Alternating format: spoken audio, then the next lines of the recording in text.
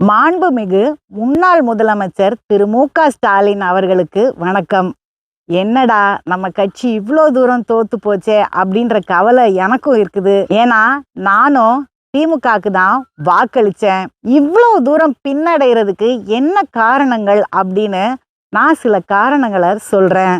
10 வருஷம் எந்த பதவியிலையும் இல்லாம திடீர்னு ஜெயிச்ச உடனே திமுக காரங்க பண்ண அடாவடியும் ரவுடித்தனமும் இதுக்கு ஒரு காரணம். பலமுறை எம்எல்ஏவாகவும் அமைச்சராகவும் இப்போதும் சீட்டு கொடுக்கப்பட்ட ஒரு திமுக தலைவர் ஒரு தலைமை ஆசிரியருக்கு ஃபோன் செய்கிறாங்க.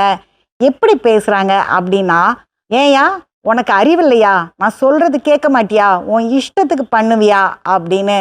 தலைமை ஆசிரியருக்கு எப்படி இருந்திருக்கும்? அவருடைய பதவிக்கும் மரியாதை இல்லை, அவருடைய கல்விக்கும் மரியாதை இல்லாத நிலைமை. தமிழ்நாட்டை தலைகுனிய விட மாட்டோம் அப்படின்னு நீங்கெல்லாம் தீர்மானம் எடுத்ததை விட திமுகவை தலைகுனிய விட மாட்டோம் அப்படின்னு தீர்மானம் எடுத்திருந்தா இன்னும் நல்லா இருந்திருக்கும்.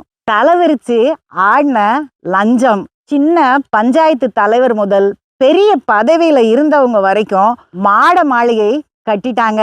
அது மட்டும் இல்லாம எந்த துறையில நமக்கு தேவை அப்படின்னு போய் நின்னாலும் அந்த குறிப்பிட்ட அமைச்சர்களுடைய உதவியாளர்கள் பிஏக்கள் கேட்ட லஞ்சம் தான். அத லஞ்சம் எப்படி கேட்பாங்க தெரியுமா? ஃபார்மாலிட்டி அப்படின்னு கேட்பாங்க. கட்சியில இருந்த கடைநிலை தொண்டர்களுக்கும் அதிருப்தி ஏற்பட்டுச்சு. ஏன்னா புதுசா வந்தவங்க எல்லாருக்குமே நீங்க பதவியை தூக்கி கொடுத்துட்டீங்க.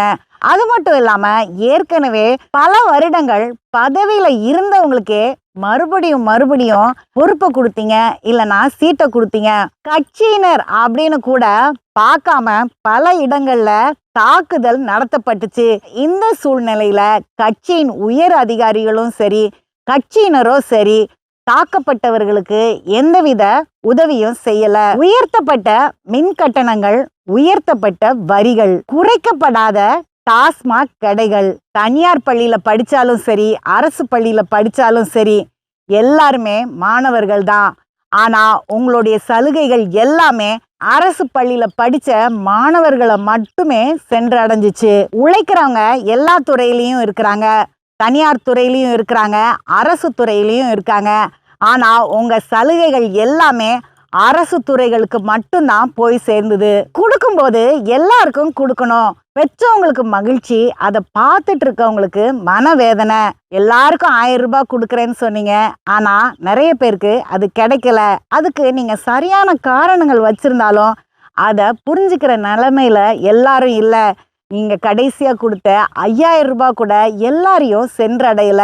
மும்மொழி கல்வி எதிர்ப்பு அப்படின்றது திமுகவோட கொள்கையா இருக்கலாம். ஆனா மக்கள் அதை பத்தி என்ன நினைச்சாங்க, ஏன் திமுகவினரே அதை பத்தி என்ன நினைச்சாங்க அப்படின்றத நீங்க கண்டுபிடிக்கிறதுக்கு ஏதாவது முயற்சி எடுத்தீங்களா? தனிப்பட்ட முறையில கட்சி தோத்து போயிடுச்சு அப்படின்ற வருத்தம் எனக்கு இருந்தாலும் மக்கள் தீர்ப்பே மகேசன் தீர்ப்பு அப்படின்னு நம்ம ஏற்றுக்கொள்ளதான் வேண்டியது இருக்கு. தமிழ்நாட்டுடைய புதிய முதலமைச்சருக்கு என்னுடைய வாழ்த்துக்கள்.